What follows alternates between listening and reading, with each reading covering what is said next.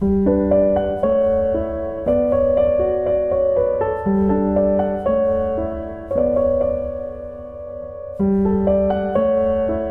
libro, una hora. Dirigido por Antonio Martínez Asensio. Bienvenidos una semana más a Un libro, una hora. Hoy vamos a contarles Novela de ajedrez de Stefan Zweig. Zweig nació en Viena en 1881. Era hijo de un poderoso industrial textil, se crió en una acomodada familia de origen judío y recibió una esmerada educación, doctorándose en filosofía en 1904. Fue un escritor enormemente popular, tanto en su faceta de ensayista como poeta y biógrafo, como en la de novelista, evidentemente.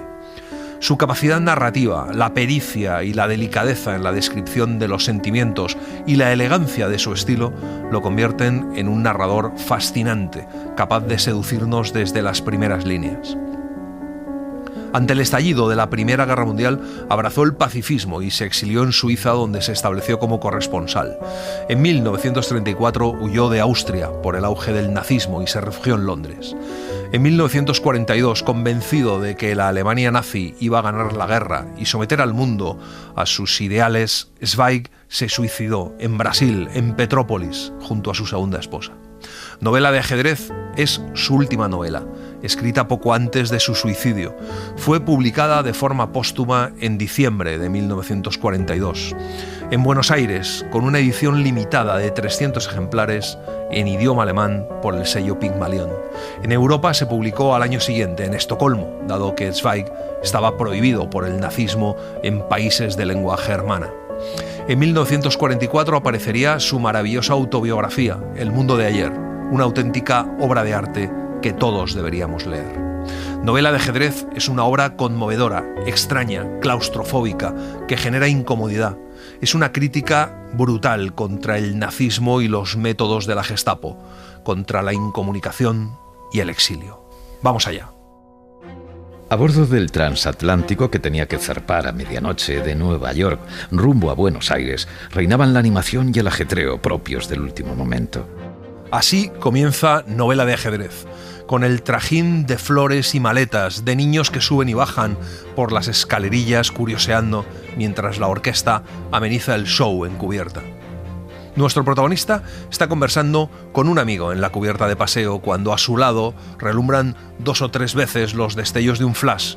Está a bordo Mirko Sentovic, el campeón del mundo de ajedrez, que ha recorrido de punta a punta a los Estados Unidos, participando en todos los torneos, y ahora se dirige a Argentina en busca de nuevos triunfos.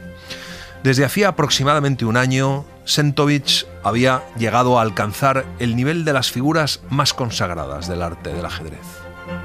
Novela de ajedrez fue la despedida de Zweig de la ficción. Como El mundo del ayer, sus extraordinarias memorias, también publicadas póstumamente, lo fueron del ensayo.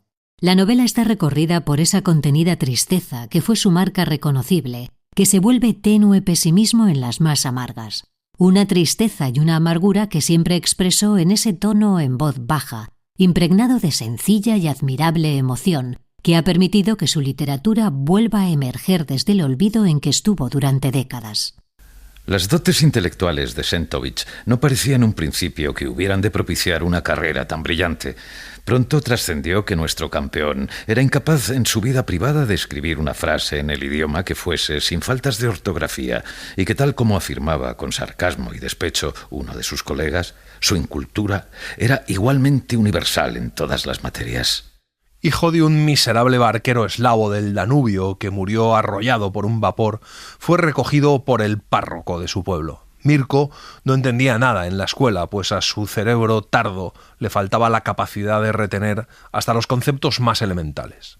A los 14 años tenía que contar todavía con los dedos, y no se puede decir que fuera desaplicado ni rebelde. Era obediente, ayudaba en las faenas del campo, limpiaba la cocina, pero apenas había acabado con los quehaceres de la casa, se quedaba sentado en cualquier rincón de su habitación, impasible y con una mirada vacía como de oveja paciendo.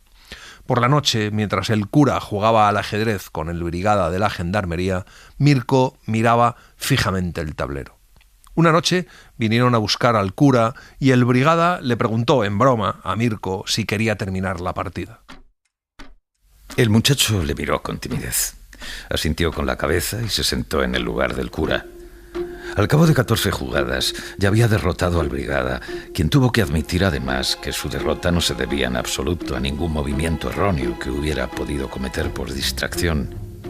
La segunda partida no acabó de otro modo. Cuando el cura volvió, a pesar de ser tarde, no pudo resistirse a desafiar a su semianalfabeto pupilo a una partida. Mirko le ganó también con facilidad. Tenía un juego tenaz, lento, imperturbable. No levantaba ni una sola vez su ancha frente inclinada sobre el tablero, pero jugaba con una seguridad abrumadora. Ni el Brigada ni el cura consiguieron ganarle una sola partida en los días siguientes. El cura llevó al barbero a Mirko y lo llevó a un café luego de la Plaza Mayor, donde se reunía un grupo de empedernidos jugadores de ajedrez. El muchacho, sintiéndose extraño, se quedó en un rincón mirando tímidamente al suelo hasta que alguien le hizo señas desde una de las mesas de juego. Mirko perdió la primera partida, pues en casa del bueno del cura nunca había visto la llamada apertura siciliana. En la segunda ya consiguió hacer tablas con el mejor jugador del grupo. A partir de la tercera y cuarta partida, los fue venciendo a todos, uno tras otro. Avisaron entonces al anciano conde Simchik, un fanático del ajedrez, y se organizó una partida al día siguiente. El joven Sentovich fue alojado en el hotel por cuenta del círculo ajedrecista y aquella noche vio por primera vez en su vida un váter. El domingo por la tarde, el rincón del ajedrez estaba abarrotado. Mirko, sentado durante 4 horas, inmóvil frente al tablero, fue venciendo uno tras otro a todos los jugadores, sin alzar la vista ni decir palabra. Finalmente, alguien propuso una partida simultánea. Mirko fue pasando con lentitud de una mesa a otra, arrastrando ruidosamente sus pesadas botas, hasta ganar por fin 7 de las 8 partidas. El orgullo local se inflamó enseguida. Un agente artístico llamado Kohler, que de ordinario se ocupaba de proveer de cantantes y cupletistas al cabaret de la guarnición, se declaró dispuesto a llevar al joven a Viena, donde sería instruido metódicamente en el arte del ajedrez por un excelente maestro, campeón de segunda fila, que él conocía. El conde Simchik, que en 60 años de jugar diariamente al ajedrez no se había enfrentado nunca con un contrincante tan notable, firmó el cheque inmediatamente y aquel día marcó el inicio de la extraordinaria carrera del hijo del barquero. Al cabo de medio año, Mirko dominaba todos los secretos de la técnica del ajedrez, si bien es cierto que con una curiosa limitación, que más tarde sería objeto de numerosos comentarios y burlas por parte de los entendidos. Sentovich nunca fue capaz de jugar una sola partida de memoria, o como se suele decir en ajedrez, a ciegas. Carecía por completo de la facultad de proyectar el tablero sobre el campo ilimitado de la fantasía. A los 17 años había ganado ya una docena de premios de ajedrez. A los 18 el campeonato húngaro y a los 20 finalmente el del mundo. Los campeones más audaces, inconmensurablemente superiores, todos ellos en dotes intelectuales, fantasía y arrojo, claudicaban ante su lógica fría y correosa.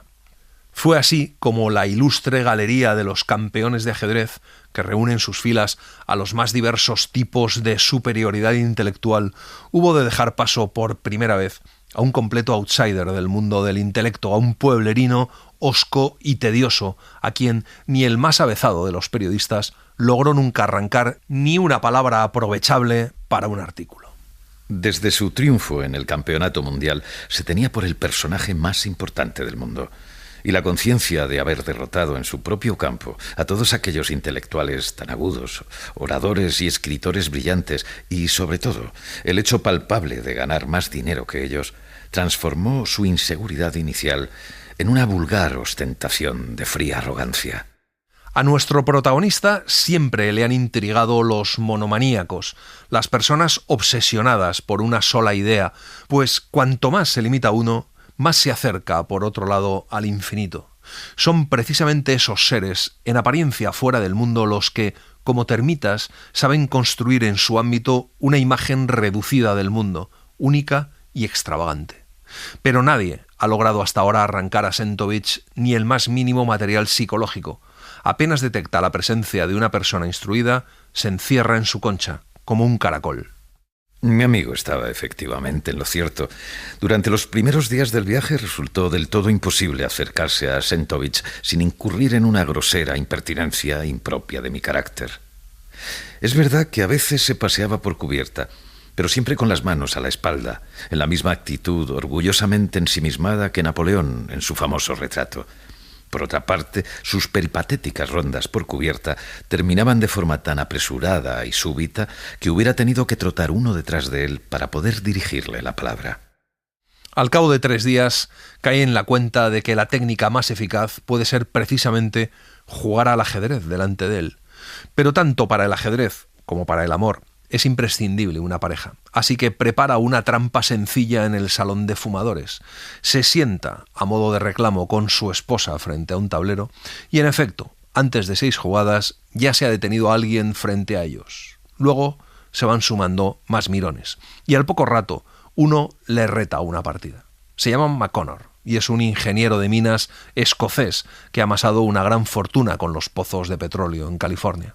Pertenece a esa casta de triunfadores seguros de sí mismos que consideran una derrota en el más intrascendente de los juegos como una afrenta a su amor propio. Nunca pierde una partida sin exigir inmediatamente la revancha. Al tercer día lo conseguí, o por lo menos lo conseguí a medias.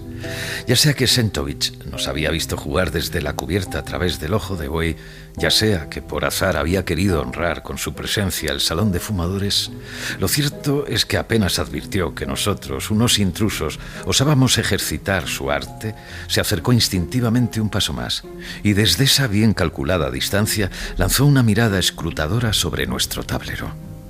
Pero con un gesto espontáneo de rechazo, al ver un movimiento de McConnor, se aleja de la mesa donde están jugando y abandona el salón de fumadores.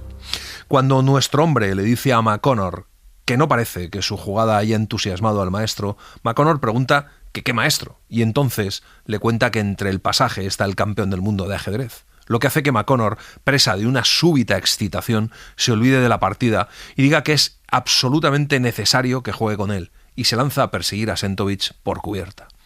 McConnor vuelve al cabo de unos 10 minutos y le dice que no es que sea muy amable, y ante la invitación a jugar una partida simultánea con ellos, le ha contestado que tiene prohibido jugar sin percibir honorarios. $250 por partida.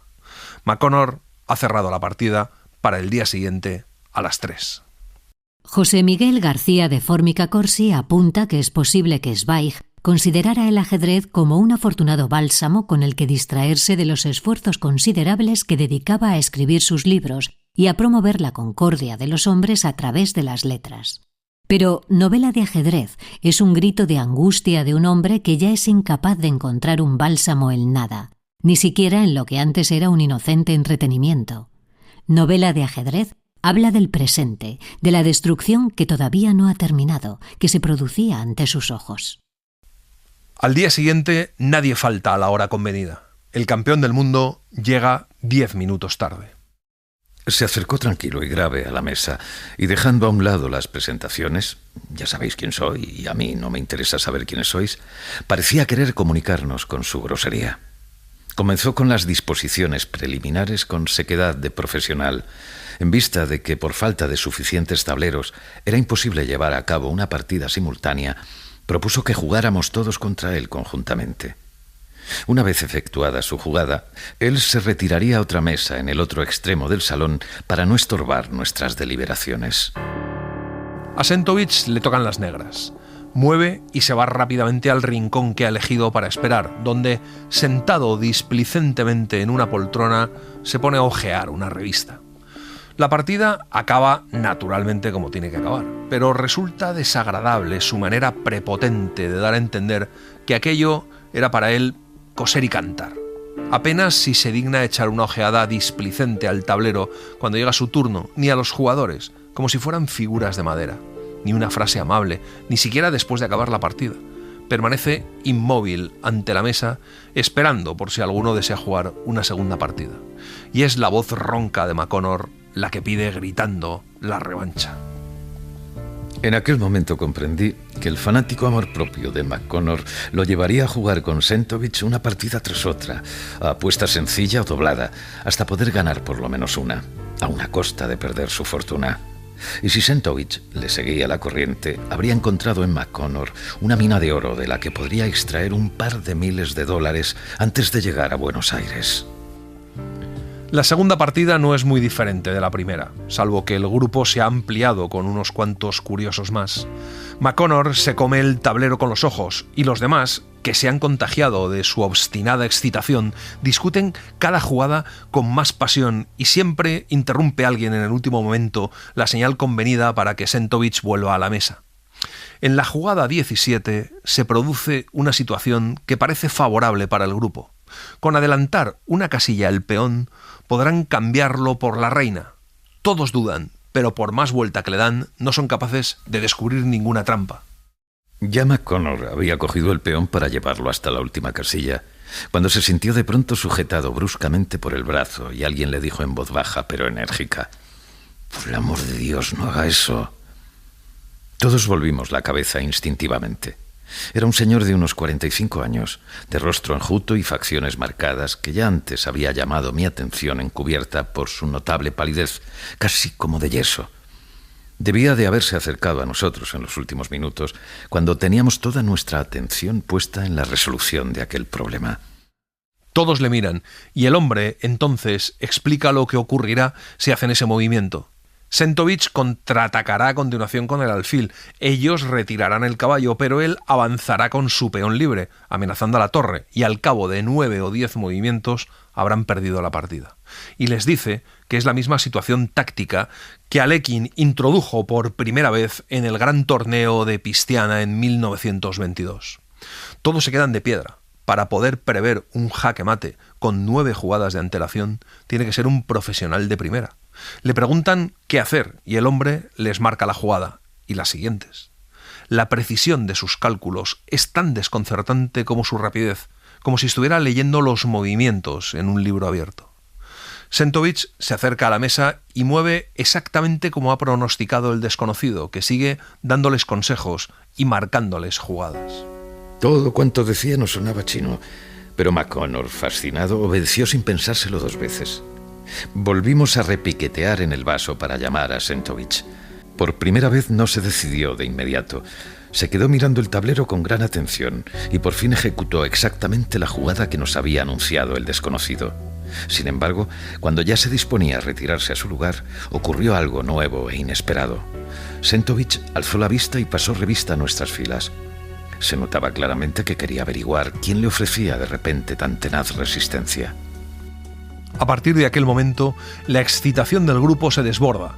La idea de que pueden quebrar la fría arrogancia de Sentovich hace hervir la sangre de todos. El campeón, que hasta aquel momento ha jugado siempre de pie, duda, no se acaba de decidir y finalmente opta por tomar asiento. Le han obligado a situarse cuanto menos en el espacio al mismo nivel. Ahora Sentovich reflexiona largamente, con los ojos inmóviles clavados en el tablero. Con el esfuerzo de la reflexión se le va abriendo poco a poco la boca, lo que confiere a su rostro redondo una expresión un tanto simplona. Las jugadas siguientes consisten en un tira y afloja entre los dos, y al cabo de unas 7 jugadas, Sentovich levanta la vista y después de pensárselo mucho, ofrece tablas. Durante un instante reinó un silencio absoluto. Se oyó de pronto el rumor de las olas y las notas de una música de jazz en la radio del salón. Percibimos con claridad cada paso en cubierta y el tenue susurro del viento que penetraba por las rendijas de las ventanas. Todo había sucedido de manera tan repentina que nos habíamos quedado sin aliento, confundidos ante la proeza inverosímil de aquel desconocido que había sido capaz de imponer su voluntad al campeón del mundo en una partida ya medio perdida. Sentovich pregunta con displicencia si desean una tercera partida. Y lo curioso es que no mira a McConnor, sino al Salvador, con una mirada penetrante y directa. Pero es McConnor quien contesta que la partida deberá ser contra el forastero. Entonces el hombre se sobresalta y, tartamudeando, visiblemente cohibido, dice que no cuenten con él, que hace 25 años que no se ha sentado frente a un tablero de ajedrez, y abandona la sala a toda prisa. Sentovich les dice que si desean jugar otra partida, a partir de las 3 del día siguiente le tendrán a su disposición. La idea de ganar al campeón del mundo les parece fascinante. Y a ello se añadía el encanto del misterio que emanaba de la inesperada intervención de nuestro Salvador, precisamente en el momento crítico, y el contraste entre su modestia casi temerosa y la imperturbable arrogancia del profesional. ¿Quién era aquel desconocido? ¿Estábamos asistiendo por ventura a la epifanía de un nuevo genio del ajedrez? ¿O es que algún campeón famoso nos ocultaba su nombre por algún motivo difícil de adivinar? Averiguan por un camarero que el desconocido es austriaco, y por eso es nuestro narrador quien se encarga, como compatriota suyo, de hablar con él. Le encuentra leyendo, sentado en una tumbona en la cubierta de paseo. Le llama la atención la extrema palidez de aquel rostro relativamente joven, cuyas sienes ciñen unos cabellos de deslumbrante blancura, como si hubiera envejecido de golpe. Se levanta cortésmente y se presenta, el señor B. Se queda desconcertado cuando le pide que juegue esa nueva partida. No sospechaba que la persona a quien había mantenido a raya fuese todo un campeón del mundo. Tras un titubeo prolongado, el señor B se declara finalmente dispuesto a jugar aquella partida, aunque no tiene excesivas esperanzas porque no sabe si es capaz de jugar como es debido una partida de ajedrez, siguiendo todas las reglas del juego. ¿Que si me he ocupado del ajedrez? Válgame Dios, ya lo creo. Pero ocurrió en unas circunstancias muy particulares, por no decir únicas. Se trata de una historia bien complicada y que por otra parte no puede dejar de ser considerada como una pequeña contribución a esta encantadora época en que vivimos. Si tiene usted la paciencia de dedicar media hora a escucharme. En novela de ajedrez, las luchas de las partidas de ajedrez disputadas en el barco pueden ser vistas como una clásica parábola, la dualidad entre libertad y coacción, entre mundo civilizado y totalitarismos, entre lo humano y lo inhumano o el bien y el mal, ya que ambas condiciones se hallan presentes en la especie humana. George Steiner señaló el aspecto esquizoide que hay en el juego de ajedrez, y los franceses de Stret y Angel apuntan que pese a la oscuridad del relato de Zweig, no se deja de considerar al juego en su faceta atractiva, ya que escapa a cualquier tiranía del azar y otorga los laureles de la victoria exclusivamente al espíritu, o mejor aún, a una forma muy característica de agudeza mental. El señor B le cuenta que dirigía una gestoría jurídica que tenía desde hacía 2 generaciones vínculos con la corte y la clerecía, y se dedicaban a administrar los bienes de los grandes conventos y la fortuna de algunos miembros de la familia imperial. Una actividad tranquila, un quehacer silencioso que exigía discreción y honestidad. Cuando más adelante Hitler tomó en sus manos el timón de la historia de Alemania y comenzó a expoliar a la Iglesia y a los conventos sus patrimonios, intervinimos también más allá de la frontera en distintas negociaciones y transacciones para salvar de la confiscación al menos los bienes muebles de nuestros clientes y de muchas negociaciones políticas secretas de la curia y de la Casa Imperial. Mi padre y yo llegamos a saber más de lo que llegara a saber nunca la opinión pública. Los nazis, mucho antes de empezar a armar sus ejércitos contra el mundo entero, se habían ocupado de organizar un ejército no menos peligroso y eficaz, la legión de los relegados, de los humillados, de los resentidos. En cada oficina, en cada empresa, se habían infiltrado los que ellos llamaban células. Espías y confidentes, incluso en la gestoría habían logrado introducir a uno de los suyos. Un día antes de que Hitler entrara en Viena, los hombres de las SS detuvieron al señor B. Pudo quemar los papeles más importantes y poner a salvo los documentos con los títulos imprescindibles para el reconocimiento de la propiedad de los valores. El señor B interrumpió su relato para encenderse un cigarro.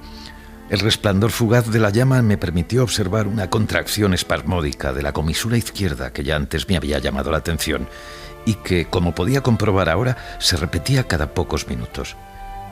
Era tan solo un movimiento fugaz, apenas más perceptible que el tomar aliento, pero que confería a todo el rostro una singular expresión de inquietud. No fue trasladado a un campo de concentración, sino que le destinaron al grupo mucho más reducido de los prisioneros a quienes los nazis esperaban poder arrancar dinero o informaciones importantes. en especial documentos de cargo contra los conventos, para probar la acusación de evasión de capitales, contra la familia imperial y contra todo aquel que en Austria se hubiese sacrificado por la causa monárquica.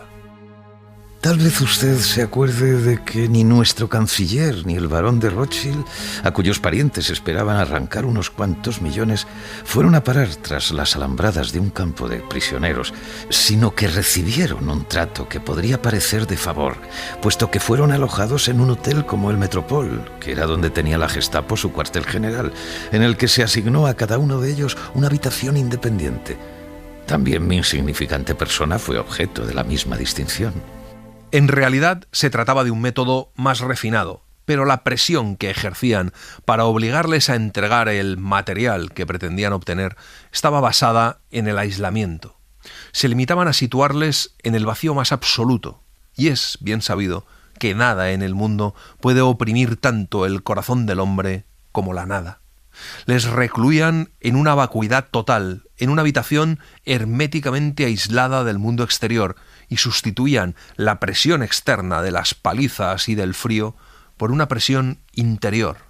Tenía una cama, un sillón, un aguamanil para lavarse y una ventana de rejas. La puerta permanecía día y noche cerrada. No le permitían tener ni libros, ni diarios, ni papel, ni lápiz. Habían construido una nada absoluta, no solo en torno a su alma, sino también en torno a su cuerpo. Nunca conseguí ver más rostro humano que el del guardián, a quien no le estaba permitido decir nada ni responder a ninguna pregunta. Ni tampoco pude oír jamás una voz humana. Ni la vista, ni el oído, ni ningún otro sentido recibían, ni de noche ni de día, estímulo alguno. Me hallaba solo con mi cuerpo y 4 o 5 objetos mudos: la mesa, la cama, la ventana, el aguamanil, desesperadamente solo. Vivía como un buzo bajo la campana de cristal en el negro océano de aquel silencio. Un buzo que presiente que se ha roto ya la cuerda que le unía al mundo exterior y que nunca más será rescatado de aquellas calladas profundidades. Fueron 15 días de vivir fuera del tiempo, fuera del mundo. Después empezaron los interrogatorios. Le conducían, sin saber si era de día o de noche, a algún lugar desconocido, atravesando corredores y pasillos, y de pronto se encontraba ante una mesa y empezaban las preguntas, las claras y las insidiosas, las verdaderas y las falsas, las encubiertas y las capciosas. Pero lo más terrible era no poder adivinar ni calcular nunca lo que sabían en realidad, lo que sabía la gente de la Gestapo, ni lo que pretendían que confesase. Pensaba y reflexionaba, repasaba, examinaba y sopesaba cada palabra de su declaración, cada palabra pronunciada ante el inquisidor, cada pregunta que le habían formulado y cada una de sus respuestas, y aquellos pensamientos no cesaban de dar vueltas, como en un remolino en el vacío del espacio. Solo entonces adquirí conciencia de la diabólica eficacia de aquel sistema para aniquilar el espíritu. En un campo de concentración tal vez habría tenido que acarrear piedras hasta que me sangrasen las manos y los pies se me helasen en los zapatos. Me habría visto hacinado con una 20 más de prisioneros sufriendo de frío y pestilencia. Pero habría visto otras caras. Habría podido mirar un campo, un carro, un árbol, una estrella, cualquier cosa. Aquí no. Aquí siempre había lo mismo, repitiéndose con horrible monotonía. Aquí no había nada que pudiera distraerme de mis pensamientos, de mis alucinaciones, de mis recapitulaciones enfermizas. Sus nervios empezaban a deshacerse bajo una presión atroz. Se puso a recitar todo lo que alguna vez había aprendido de memoria en su vida. Después trató de hacer cálculos al azar, pero no podía concentrarse. Esa situación duró 4 meses. Al principio mantuvo la cabeza clara durante los interrogatorios, pero 4 meses después apenas podía articular las frases más sencillas. Sentía cómo se iba acercando el momento en el que, para poderse salvar, lo diría todo lo que sabía y tal vez más. Traicionaría a la gente más querida, solo por un momento de respiro. Pero un día ocurrió una cosa totalmente imprevista que le salvó, al menos durante cierto tiempo. Le habían llevado a interrogar y tuvo que esperar en un recibidor. Esa era otra de sus estrategias: levantarle en plena noche y luego hacerle esperar horas al interrogatorio. Pero durante esas horas, por lo menos, podía ver cosas diferentes en otra habitación y se fijaba en todo: en las gotas de lluvia en el cristal, en los botones de los capotes, los galones, todo lo miraba con ojos sedientos. Y de pronto mi mirada quedó prendida en otra cosa. Había descubierto que uno de los bolsillos laterales de uno de los capotes tenía una protuberancia, como si tuviera dentro algún objeto. Me acerqué más y me pareció reconocer por su forma cuadrada lo que contenía aquella protuberancia. Un libro. Mis piernas empezaron a flaquear. ¡Un libro! Hacía 4 meses que no tenía un libro en las manos y ahora la sola idea de un libro con palabras alineadas, renglones, páginas y hojas. La sola idea de un libro en el que leer, perseguir y capturar pensamientos nuevos, frescos, diferentes de los míos, pensamientos para distraerse y para atesorarlos en mi cerebro. Esa sola idea era capaz de embriagarme y también de serenarme. Se fue acercando. Al guardia no le debió parecer extraño que una persona que había tenido que estar de pie durante 2 horas quisiera apoyarse un poco en la pared. Con las manos en la espalda y a través de la ropa consiguió percibirlo, y la única idea que le atravesó el cerebro fue robarlo, esconderlo y después leer, por fin volver a leer. Sin dejar de mirar al guardián, empezó a empujar para que el libro fuera subiendo hasta quedar fuera del bolsillo. Al final, con un movimiento de los dedos, un solo movimiento cauto y ligero, cayó en sus manos. Por un lado, estaba aterrado por lo que acababa de hacer. Lo fue empujando pegado a la espalda hasta los pantalones, por debajo de la ropa, moviéndolo hacia un lado para poder mantenerlo fijo a la costura si caminaba con las manos marcialmente pegadas a ambos lados. Ya en la habitación, sacó con manos temblorosas el libro de entre sus ropas. La primera ojeada me reparó un desengaño, por no decir una amarga decepción. Aquel libro conseguido a costa de tan gran riesgo, que tan ardientes esperanzas había despertado en mí, no era otra cosa que un repertorio de partidas de ajedrez, una colección de 150 partidas de maestros famosos. Si no hubiese estado encerrado a cal y canto, habría tirado el libro por la ventana en un acceso de furia. No había otra cosa que los diagramas cuadrados de las partidas, acompañados de unos signos que no entendía: A2, A3, CF1, G3. Pero poco a poco fue comprobando que las letras correspondían a las columnas y las cifras a las filas, y que combinadas permitían establecer la posición de cada pieza en el transcurso de la partida. La colcha de la cama estaba estampada con una cuadrícula vasta y plegándola de manera adecuada pudo obtener los 64 escaques. Modeló las piezas con miga de pan que apartaba de su ración. Durante los primeros días se confundía continuamente, pero ¿quién en este mundo podía disponer de más tiempo inútil y desaprovechado que él? Una semana más tarde ya no necesitaba las migas de pan, y al cabo de otra semana podía ya prescindir incluso de la colcha. La transposición era completa. Había interiorizado la imagen del tablero y de las piezas, y le bastaba con mirar las fórmulas del libro para plasmar en su mente la posición correspondiente. 2 semanas más tarde era capaz de jugar de memoria todas las partidas del libro. El profesor alemán Albrecht Classen considera que la novela de Zweig refleja perfectamente el irreparable daño que puede ocasionar en una persona concreta al haber sido víctima de la opresión de un régimen totalitario, en este caso el nazi. En estas circunstancias, el ajedrez podía ser un temporal alivio, pero nunca una solución definitiva. El propio suicidio del autor, lamentablemente, sería una evidencia complementaria de que ni el juego, ni en ese caso la literatura, podían ser una tabla de salvación para quien vio corroída su propia alma y su propia existencia, al advertir desesperadamente la malignidad que podía alcanzarse desde la condición humana. Tenía ahora de pronto una ocupación, estéril y absurda, si usted quiere, pero era una ocupación que aniquilaba la nada a mi alrededor. Con aquellas 150 partidas, tenía en mi poder un arma maravillosa contra la opresiva monotonía del tiempo y del espacio. Para conservar intacto el encanto de mi ocupación, a partir de aquel momento distribuí las horas del día. 2 partidas por la mañana, 2 más después de comer y por la tarde una breve revisión de las partidas anteriores. Con eso había dado ya al día un contenido. Ya no se dilataba como una masa de gelatina inconsistente. Estaba ocupado, pero no me cansaba, ya que el ajedrez posee la maravillosa cualidad de no fatigar la mente. Poco a poco aprendió a reconocer los matices, sutilezas y astucias de la defensa y del ataque, comprendiendo las técnicas, la anticipación, la combinación, la réplica. Fue también capaz de reconocer el toque personal de cada uno de los grandes maestros. Lo que había empezado como un simple pasatiempo se convirtió en un placer. La regularidad de los ejercicios fue devolviéndole también sus facultades intelectuales, la agudeza y la prontitud, y lo notó en los interrogatorios.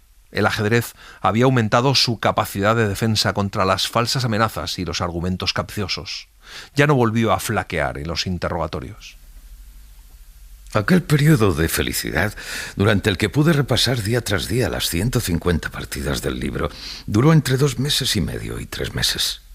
Después llegué inopinadamente a un punto muerto. Volví a encontrarme de pronto ante la nada.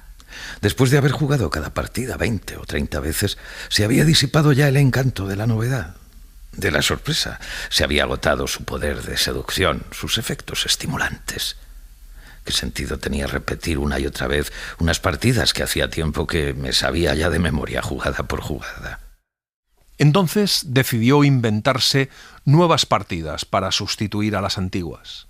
Pero en el ajedrez, al ser un puro juego del pensamiento, desligado por completo del azar, es, lógicamente, un absurdo querer jugar contra uno mismo. Si una misma persona juega con las blancas y con las negras, se produce entonces una situación incongruente, en donde un mismo cerebro ha de saber y al mismo tiempo no saber. Ha de ser capaz de olvidar completamente cuando juega con las negras lo que quería y pretendía 5 minutos antes, cuando jugaba con las blancas. Bien, resumiendo esta imposibilidad, este absurdo, lo puse en práctica en mi desesperación durante meses enteros.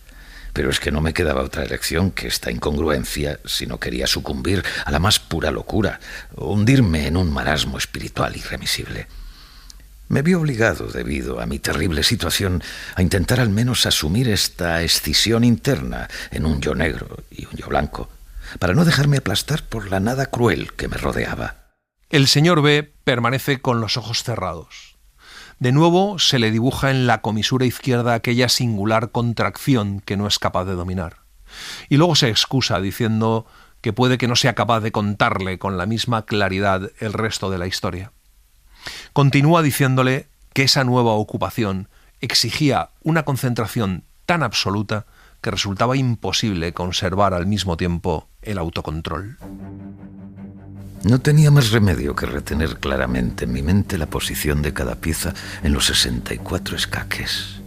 Y no solo eso.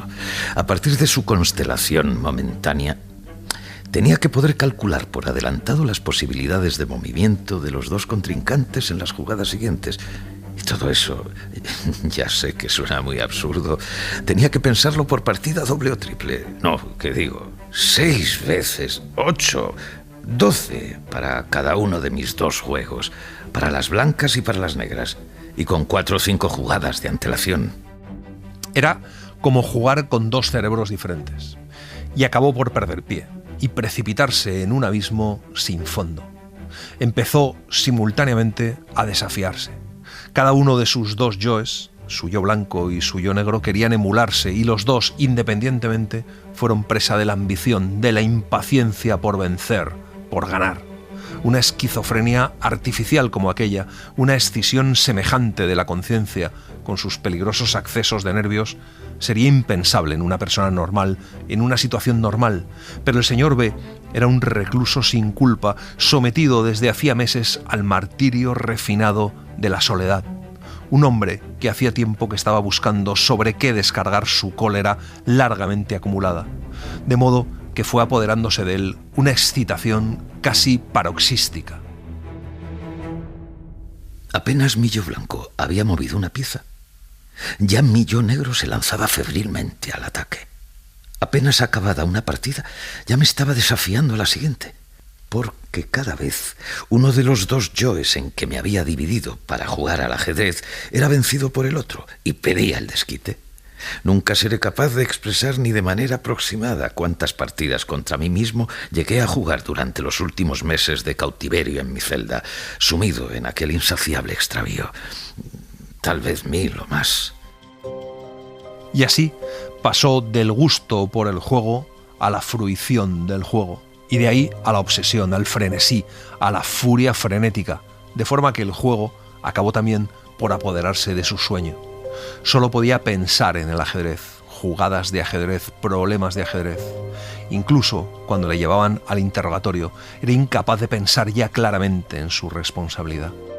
Cualquier interrupción le molestaba, incluso el cuarto de hora que el guardián dedicaba a la limpieza de la habitación o los 2 minutos cuando le traía la comida eran una tortura para su febril impaciencia.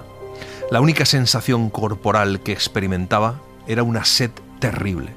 Adelgazó, se sentía débil, le temblaban las manos, pero en cuanto empezaba el juego se apoderaba de él una fuerza salvaje y corría arriba y abajo con los puños cerrados, gritándose a sí mismo jaque mate. Ni yo mismo sería capaz de explicarle cómo entró en crisis este estado terrible, esta situación indescriptible. Solo sé que una mañana me desperté y ese despertar fue diferente de todos los demás. Mi cuerpo se había desprendido completamente de mí. Era un reposo suave y feliz, un cansancio espeso y bueno, como no lo había conocido desde hacía meses.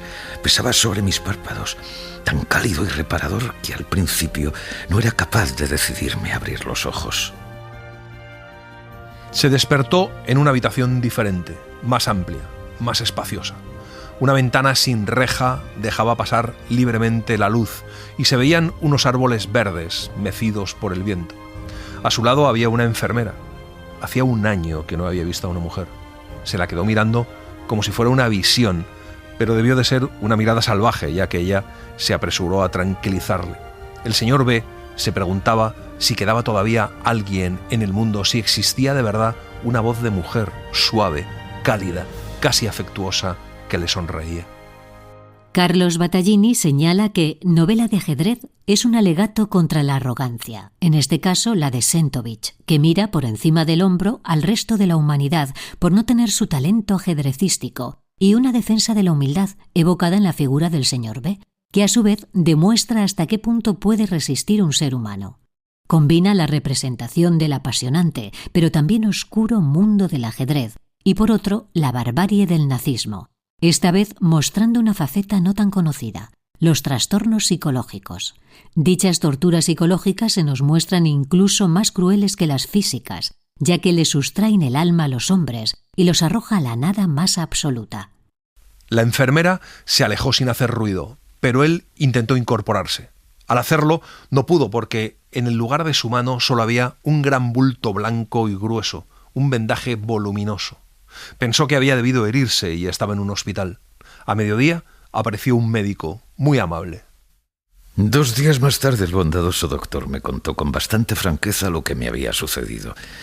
El guardián me había oído gritar muy fuerte en mi celda. Al principio creyó que había entrado alguien y que nos estábamos peleando, pero en cuanto pudo asomar la cabeza por la puerta, me abalancé sobre él y le increpé con insultos salvajes del tipo «¡Mueve de una vez, estúpido cobarde!». Intenté agarrarlo por el cuello y lo ataqué con tanta furia que tuvo que pedir auxilio. Cuando me llevaron al médico, arrastrándome como a un perro rabioso, me había podido desasir de repente, lanzándome contra la ventana y dando un manotazo contra los cristales que me hirió la mano. Aquel médico providencial debió de presentar a sus verdugos un informe terrible, pero el caso es que obtuvo su excarcelación. Por incapacidad, o tal vez porque el señor B había dejado ya de interesar a la Gestapo, puesto que Hitler había ocupado Bohemia y con ello, para él, el caso de Austria quedaba ya resuelto. Firmó su conformidad para abandonar el país en el plazo de 2 semanas. Espero que comprenda ahora por qué razón me he comportado con sus amigos de manera tan impropia y probablemente incomprensible. Rondaba casualmente por el salón de fumadores cuando los he visto ante el tablero de ajedrez. Un escalofrío de asombro y de terror me ha dejado clavado donde estaba. Había olvidado totalmente que se puede jugar al ajedrez con un tablero de verdad, con piezas de verdad. Había olvidado que para jugar a este juego 2 personas diferentes de carne y hueso se sientan corpóreamente la una delante de la otra. Terminada su historia, nuestro hombre le dice al señor B que todos se felicitan por aquel azar que les ha permitido conocerle y que están muy interesados en que asista a aquel torneo improvisado. Pero el señor B hace entonces un gesto de desasosiego y le dice que realmente no sabe si es capaz de jugar una partida de ajedrez normal y que no puede esperar que mida sus fuerzas con un campeón del mundo. Lo único que me interesa y me intriga es saber de una vez por todas si lo de la celda era todavía ajedrez o ya locura. Si me encontraba entonces a pocos pasos del abismo fatal o ya en otro lado. Solo eso, nada más que eso. Y le dice que tan solo jugará una partida y será el punto final de una vieja historia, no el comienzo de una nueva. Además, el médico le advirtió que todo el que ha sido víctima de una manía puede recaer en ella en cualquier momento. Al día siguiente, a la hora convenida, a las 3 en punto, todos están reunidos en el salón de fumadores. Sentovich no se hace esperar esta vez y pronto empieza la memorable partida. Con sus aires de rutina, Sentovich permanece sentado durante toda la partida, inmóvil como una roca, con la mirada petrificada sobre el tablero. El señor B, sin embargo, se mueve con naturalidad y soltura, comenta las jugadas con los demás y parece tener previsto cada movimiento de su adversario. La partida se desarrolla con normalidad, pero el señor B empieza a soportar mal los intervalos de reflexión cada vez más largos de Sentovich. Observé con inquietud que a medida que la partida se iba alargando, comenzaba a agitarse cada vez más inquieto en su asiento y a encender un cigarrillo tras otro para contener los nervios y a tomar notas continuamente con el lápiz. Pidió después agua mineral y bebió ávidamente un vaso tras otro. Era evidente que combinaba las jugadas 100 veces más deprisa que Sentovich. Cada vez que éste se decidía, después de reflexiones sin fin, a mover una pieza con su tosca mano, nuestro amigo sonreía como si viera realizarse una acción largamente esperada y replicaba moviendo sin dilación.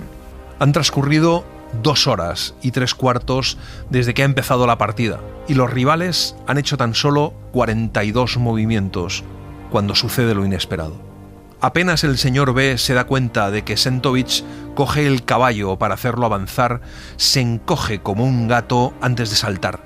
Todo su cuerpo empieza a temblar y apenas Sentovich acaba de realizar el movimiento con el caballo, adelanta a la reina con gesto seguro y dice en voz alta y con expresión de triunfo que ya está, que el asunto está liquidado, mientras arroja sobre Sentovich una mirada desafiante. Una luz ardiente ilumina sus pupilas. Todos miran el tablero, pero no perciben ninguna amenaza directa. Sentovich no ha reaccionado y continúa sentado imperturbable. Pasa el tiempo, muy despacio, y permanece inmóvil. Aquella espera silenciosa se hacía insoportable para nuestro amigo y para nosotros mismos. Se levantó de un salto y se puso a caminar arriba y abajo por el salón de fumadores, primero despacio y luego cada vez más deprisa. Todos lo miramos con cierta extrañeza, pero yo advertí alarmado que sus pasos, a pesar de la vehemencia con que se movía, medían siempre el mismo espacio sobre el suelo. Era como si tropezara cada vez con una barrera invisible en medio del salón vacío, que le obligase a girar en redondo. Reconocí estremecido en aquel ir y venir los límites de su celda de antaño. De vez en cuando se vuelve impaciente hacia la mesa para ver si Sentovich ha tomado una decisión. Pasan otros 10 minutos y al fin ocurre lo que nadie espera. Sentovich levanta pesadamente su lenta mano y barre todas las piezas del tablero dando la partida por perdida. El campeón del mundo, el vencedor en innumerables torneos, ha arriado su bandera ante un desconocido, ante un hombre que no se ha acercado a un tablero desde hace 20 o 25 años. Todos se levantan y celebran, menos Sentovich, que no se mueve, y después de una pausa levanta la cabeza y pregunta al señor B si quiere jugar otra partida. El señor B contesta que naturalmente, con un entusiasmo extraño, casi desagradable. Se sentó antes de darme tiempo a recordarle su propósito de no jugar más que una sola partida. Empezó a colocar las piezas con apresuramiento febril. Con tanta precipitación las colocaba que por 2 veces le resbaló un peón de entre los dedos temblorosos, cayéndosele al suelo. El desasosiego que ya había empezado a causarme su nerviosismo, tan poco natural, fue aumentando hasta convertirse en una especie de angustia. Nuestro hombre le dice en voz baja que tal vez no es el momento, pero el señor B está eufórico y no le hace caso. Es más, le dice a Sentovich en tono violento, casi grosero, que empiece de una vez. Entre los dos jugadores ha surgido un odio apasionado que los mantiene en un estado de peligrosa tensión. Sentovich tarda muchísimo en cada movimiento, y lo hace adrede, claro. En cambio, el señor B mueve a toda velocidad. En la 4ª jugada le grita a Sentovich que juegue de una vez, y en la 8ª empieza a removerse en su asiento y a tamborilear con los dedos sobre la mesa, y cuando Sentovich le pide que pare, le contesta de forma grosera. En respuesta, Sentovich empieza a utilizar los 10 minutos estipulados para cada movimiento. El comportamiento del señor B se va volviendo cada vez más extraño. Murmura palabras ininteligibles, con la mirada fija y perdida en el vacío, y en la 19ª jugada empuja precipitadamente su alfil 3 casillas hacia adelante sin ni siquiera mirar el tablero y grita «¡Jaque al rey!». Sentovich alzó la cabeza con extrema lentitud y nos miró a todos uno por uno, cosa que no había hecho nunca. Parecía disfrutar sobremanera con la situación, ya que una sonrisa de satisfacción claramente sarcástica se fue dibujando en sus labios. Tan solo cuando hubo saboreado plenamente aquel triunfo, un triunfo que nos resultaba todavía incomprensible, se dirigió a nosotros con fingida cortesía. «Lo siento, pero no veo que haya jaque. ¿Acaso alguno de los presentes ve que mi rey está en jaque?». Y es que efectivamente no lo hay. El señor B mira el tablero y empieza a balbucear de un modo penoso que al rey le toca estar en la F7 y que Sentovich ha movido mal, que todo está fuera de su sitio. Nuestro hombre le coge del brazo y le señala la cicatriz de su mano. El señor B entonces empieza a temblar y luego murmura que espera no haber hecho un disparate. Se levanta de un salto y pide a Sentovich perdón por su error. «Todo lo que acabo de decir es un puro desatino. Es usted desde luego el ganador de la partida». Después se volvió hacia nosotros. «También los señores deberán disculparme, aunque yo ya les había advertido que no depositaran en mí muchas esperanzas. Disculpen este lamentable incidente. Esta ha sido la última vez que intento jugar al ajedrez». Hace una reverencia y se aleja de la misma manera discreta y enigmática que ha aparecido la primera vez. Solo nuestro hombre conoce los motivos que alejan para siempre a aquel hombre de los tableros. Los demás se quedan perplejos, con la vaga sensación de haber escapado por poco de algo desagradable y peligroso. El último en levantarse de su asiento fue Sentovich, quien echó todavía una última ojeada a la partida sin terminar. «Lástima», dijo magnánimo. La disposición del ataque no estaba nada mal. Para ser un diletante, este señor poseía realmente un talento bien poco común.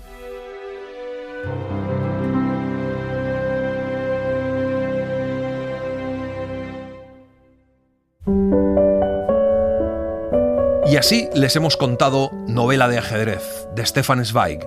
Hemos seguido la edición de Acantilado, con traducción del alemán de Manuel Lobo.